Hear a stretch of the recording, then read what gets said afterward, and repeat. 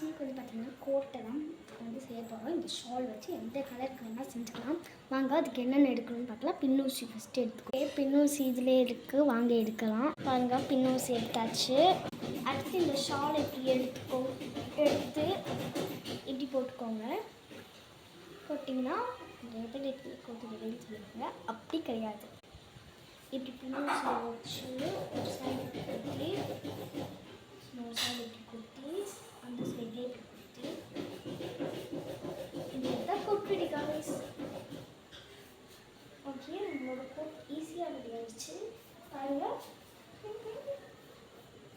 செம்மையாக இருக்குது. இதை சின்ன கோட்டாக ஆக்கணும்னா இப்படி ஆச்சு.